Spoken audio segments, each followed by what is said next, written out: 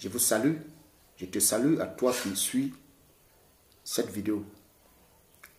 La prière que je fais de tout cœur est que Dieu se fasse voir comme celui qui enseigne directement. Parce que la voie des réseaux sociaux aussi est une voie par excellence que Dieu utilise. Quand on lit l'Apocalypse, on va voir un passage où Dieu a promis d'utiliser un événement que les gens vont voir au même moment. C'est à partir des réseaux sociaux et de la télévision. Ce matin, je vais partager un secret avec toi. Je vais partager un secret avec toi. Toi qui dis que tu crois en Dieu. Et même toi qui dis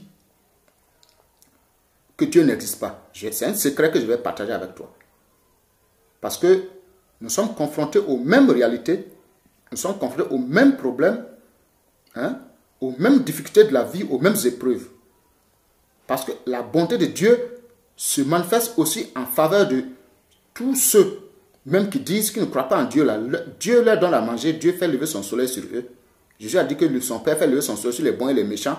Il fait pleuvoir sur les justes et les injustes. Donc, ce message s'adresse à toi aussi. Je vais te montrer un grand secret. Un secret. Ce secret-là est que ta réussite, ta prospérité, ton bien-être sur cette terre est entre tes mains déjà. Dieu l'avait déjà dit dans le livre des Deutéronomes. Il dit, j'ai mis devant vous la vie et la mort. J'ai mis devant vous le mal et le bien. Mais choisis la vie pour que tu vives. Donc, pour réussir sur cette terre, les choses de cette vie, il faut les comprendre. Il faut comprendre les choses de cette vie. J'ai réalisé tout d'abord que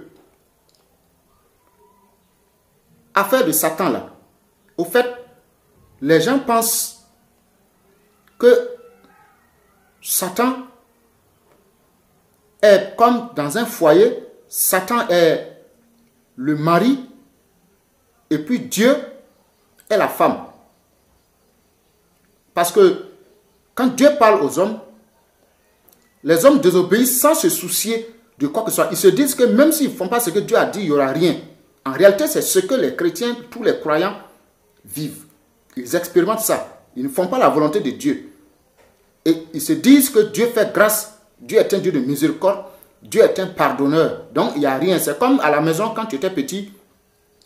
Quand ton papa veut te punir, ta maman vient et tâche le repas et puis tu manges, tu rentres, tu dors. Maintenant, quand Satan vient, si Satan venait tout de suite devant toi avec ses longues dents, s'il existait, c'est selon ta pensée. S'il venait et dire, ah, si tu ne fais pas ceci et cela, je vais t'envoyer en enfer. Tu vas voir, tout le monde va obéir. Pourquoi? Parce que tout le monde craint d'aller dans le feu. Donc c'est un avertissement. Ce que tu fais de bien là, pour glorifier Dieu là, Dieu considère ça comme un compte, comme un dépôt.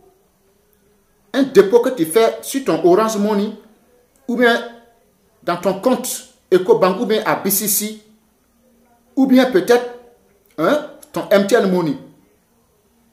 Tu es d'accord avec moi que si tout de suite, tu vas sur ton compte, tu dis que tu veux faire un retrait de 10 000, c'est que tu avais déjà déposé de l'argent, sinon tu peux pas retirer 10 000 si tu n'as pas déposé 10 000. Donc, le bien, le bon comportement que l'homme fait, l'obéissance à la parole de Dieu est comme un investissement que tu fais dans une banque. La banque là, c'est chez Dieu. Maintenant, le jour où tu es dans des difficultés ou des épreuves, c'est ton bon comportement que Dieu prend. Il considère ça et puis se souvient que tu as bien agi. Et puis maintenant, quand tu pries, Dieu t'écoute et puis il vient à ton secours. C'est comme ça. C'est pourquoi l'Écriture dit, dans Actes des Apôtres, aussi dans Hébreu, je vais prendre plutôt Hébreu. Je vais prendre le livre aux Hébreux. Je vais prendre Hébreu chapitre 11. Hébreux chapitre 5. On va prendre le chapitre 5 avant d'aller dans Actes des Apôtres. Hébreux 5, le verset 7. Jésus-Christ lui-même est un modèle, en l'occurrence. Dans ce cas de figure, Jésus-Christ est un modèle parfait. Voici ce que l'Écriture dit. L'Écriture dit dans Hébreux 5, verset 7 que c'est lui qui, dans les jours de sa chair, ayant présenté avec de grands cris et avec larmes des prières et des supplications à celui qui pouvait le sauver de la mort, et ayant été exaucé à cause de sa piété, a appris, bien qu'il fût fils de Dieu, a appris, bien qu'il fût fils, l'obéissance par les choses qu'il a souffertes, et qui, après avoir été élevé à la perfection, est devenu pour tous ceux qui lui obéissent l'auteur d'un salut éternel. Donc, c'est à cause de sa piété, c'est à cause de sa piété, à cause de son bon comportement que dans les jours de sa chair, quand il a crié à Dieu, Dieu l'a exaucé. Nous allons donc joindre, on va joindre le fil au témoignage de Jésus-Christ. On va prendre le psaume 15 pour que tu comprennes bien le secret. Si tu veux, dans cette vie, à Abidjan, en France, à Paris, à New York, au Burkina, au Mali, si tu es un croyant et puis tu veux que Dieu te garde, que tes ennemis ne puissent pas te vaincre, alors voici le secret que je vais te donner. C'est le psaume 15. Dieu dit, ô Éternel, c'est le roi David qui a eu la révélation. Ô Éternel, qui séjournera dans ta tente, qui demeurera sur ta montagne sainte. Voici ce que il dit. Ça dit qui va bénéficier de la présence et de la faveur de Dieu, de l'intervention de Dieu. Maintenant, il décrit la personne. Si ta vie, si tu ressembles à celui qui va être décrit tout de suite, c'est que toi, Dieu est avec toi. Tu n'as qu'à prier pour lui rendre grâce et pour continuer d'obéir à ses commandements. Premièrement, il dit, c'est celui qui marche dans l'intégrité, qui pratique la justice. Donc, si tu veux être inébranlable partout où tu vas partir, il dit, il faut être intègre.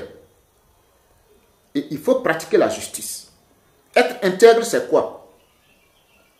Ils sont allés arrêter un braqueur un jour. Et le chef du PJ a dit que il ordonne l'intégrité, son intégrité physique. Intégrité physique, ça veut dire quoi? Ça veut dire qu'il ne veut pas apprendre que quelque chose est blessé sur lui. C'est ça, on dit intégrité physique. Ça veut dire qu'il faut être intègre. Et accepte les gens tels qu'ils sont. Il ne faut pas rejeter quelqu'un.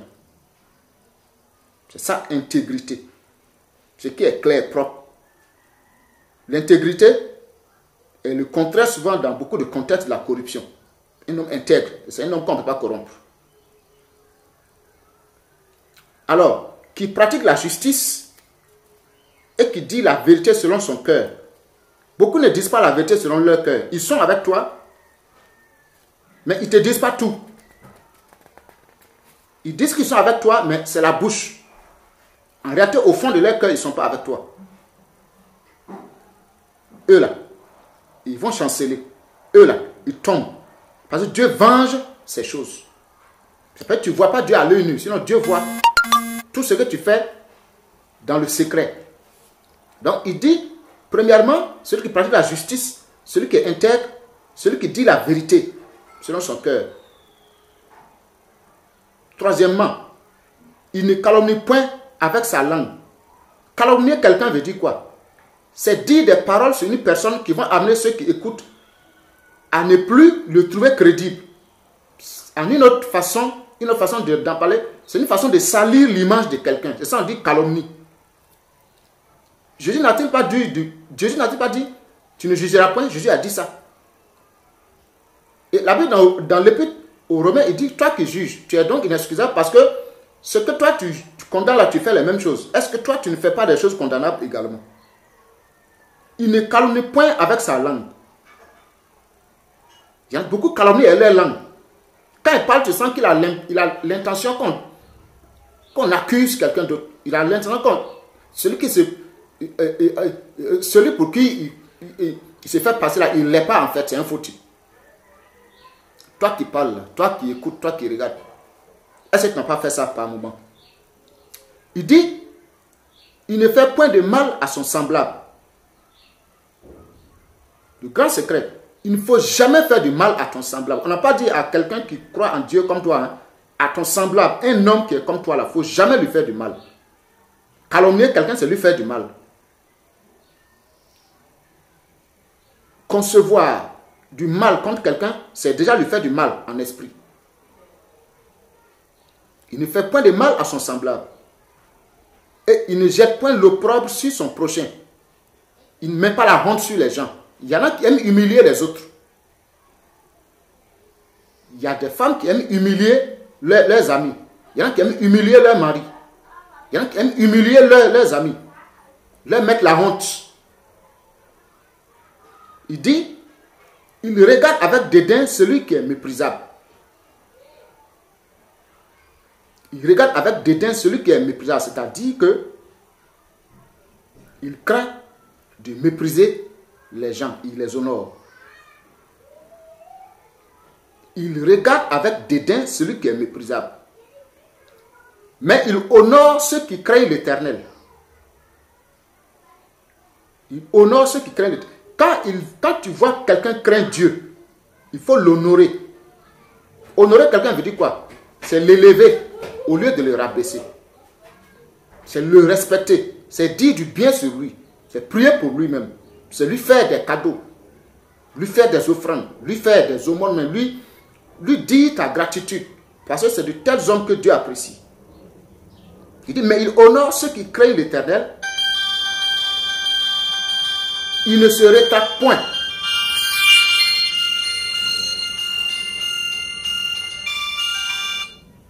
Il ne se rétracte point s'il fait un serment à son préjudice. C'est-à-dire que s'il dit, je vais faire quelque chose là, il n'y a pas une situation qui peut venir l'empêcher de réaliser cela. C'est-à-dire, même si dans le détail, ça ne l'arrange pas. Comme il avait dit qu'il va le faire là, il le fait. Ensuite, il n'exige point d'intérêt de son argent. Un frère vient te dire, bon, il faut me prêter 40 000 francs. Tu dis, bon, quand tu as remboursé là, il faut ajouter 5 000 dessus. Non, ça ce n'est pas bien, ça c'est un péché. Donc il n'exige point d'intérêt de son argent. Et il n'accepte point de don contre l'innocent. Quelqu'un qui n'a rien fait, on veut le chasser du service. On veut t'utiliser pour l'accuser, pour qu'on puisse le chasser, pour le remplacer. Ne participe pas à ce péché. La Bible dit que ce qui vient d'être énuméré là, celui qui se conduit ainsi ne chancelle point. Si tu veux marcher, et puis tu veux que Dieu combatte en ta faveur, si tu veux voir tes ennemis être renversés, être frappés sous tes yeux, sans que tu n'aies fait quelque chose, parce que Dieu dit, à moi la vengeance et la rétribution. Pratique ces choses et tu verras la gloire de Dieu. Réécoute encore. Donc, je répète le psaume 15. Psaume 15 dit, celui qui marche dans l'intégrité, qui pratique la justice et qui dit la vérité selon son cœur. Il ne calomnie point avec sa langue, il ne fait point de mal à son semblable et il ne jette point l'opprobre sur son prochain. Il regarde avec dédain celui qui est méprisable, mais il honore ceux qui craignent l'Éternel. Il ne se rétracte point s'il fait un serment à son préjudice. Il n'exige point d'intérêt de son argent et il n'accepte point de don contre l'innocent. Celui qui se comporte, celui qui se conduit ainsi, ne chancelle jamais. C'est la promesse de Dieu. Que Dieu soit avec toi.